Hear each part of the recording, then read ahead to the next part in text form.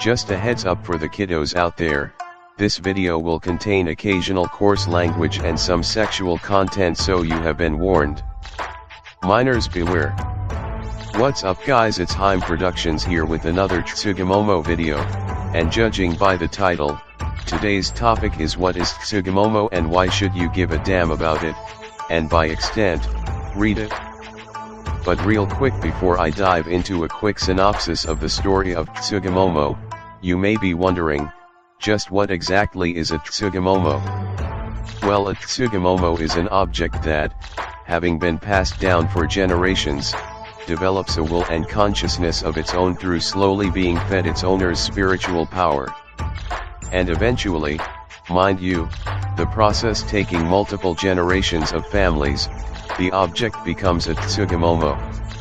A Tsugumomo may literally be any object and their powers reflect this.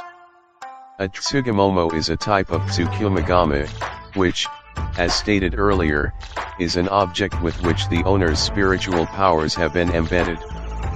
Tsukumogami may be classified under two types: Tsugumomo, which take a long time to be born and as such are more mature, and Amesugi, who lack the self-awareness of the Tsugumomo and are born quickly, their only purpose being to fulfill the desires of their owner. This is an important aspect to the Amesugi that is incredibly plot relevant due to a certain twist during the Maoiga Revolt and Memories of Kunuk arcs and the Malison Cleanser aspect of the series. There is an inherent danger in Amesugi, in that if they are not destroyed by their own user, a curse backlash will occur. The backlash usually affects the user, but depending on how strong the Amesugi is, and perhaps the damage it causes, the backlash may be immense, and in the case of a certain character, put the whole city at risk. Now that you have been introduced to these basic mechanics of Tsugumomo, you can know what the story is.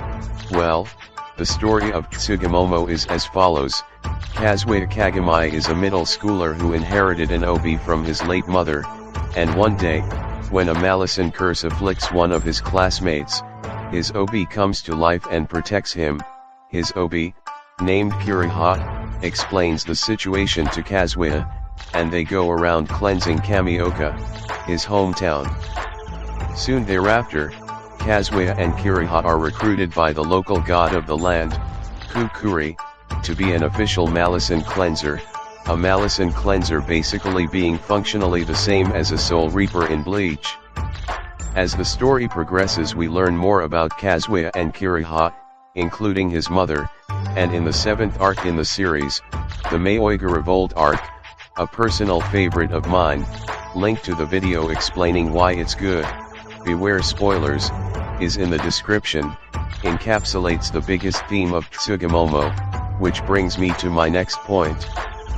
The big theme of Tsugumomo is that the Tsugumomo, despite literally being tools, do not desire to be seen as such, and if they are treated as merely tools, then they revert to their original form, which is essentially a death sentence.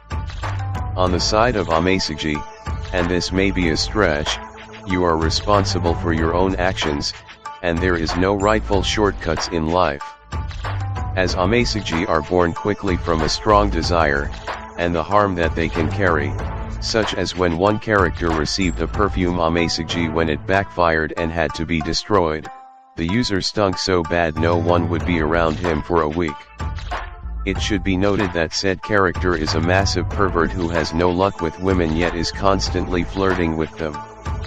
Another theme of Tsugumomo seems to be growing up and discovering your sexuality, as is evidenced by the prominence of sex and the main character's ages. They have these desires and repress them. They are strong urges, and not every character is as open with their feelings and sometimes favor the same gender as opposed to desiring the opposite sex. A cool thing about Tsugumomo, that, provided is something you usually would and should expect from a work in any medium, is how it remembers previous events and even brings up earlier plot points. Not to particularly get into any specifics, but the fate of a villain who was defeated in an earlier arc has been brought up and is currently important to several ongoing plot points. The characters of Tsugumomo aren't necessarily amazing in the grand scheme of things, but for their specific function in their series they do the job well enough.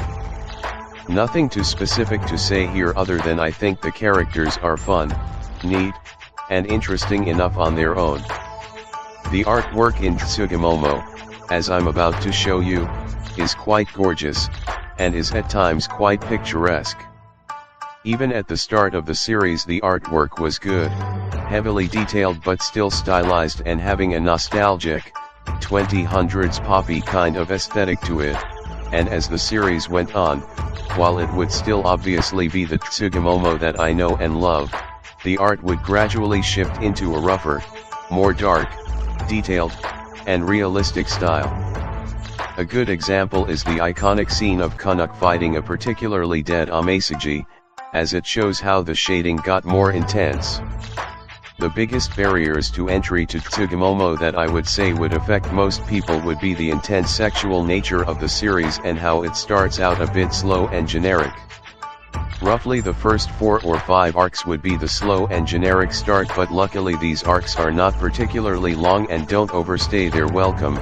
They are fairly reminiscent of how Bleach was before the Soul Society arc, which depending on who you are, could make it a very enjoyable start for you or a serviceable one at best.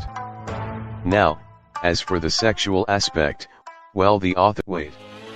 I've seen this before. We cannot allow this here. Erase this mishead. Pink Crimson. There. Much better. There seems to love the bare female form and exploring the intricacies thereof, and with a later plot point, sex is basically an actual technique allowed under the guise of replenishing a character's spiritual powers and deepening the bond between a Tsugumomo and their user. This is a major con for the series, but the real kicker I could see for people would be the ages of some of the characters and how several Tsugumomo are lolis, so if you do plan on getting into the series, do be aware that this is an aspect that is heavily prominent. And that is why, I believe you should read Tsugumomo, and with that I hope you enjoyed the video, and I will see you all next time.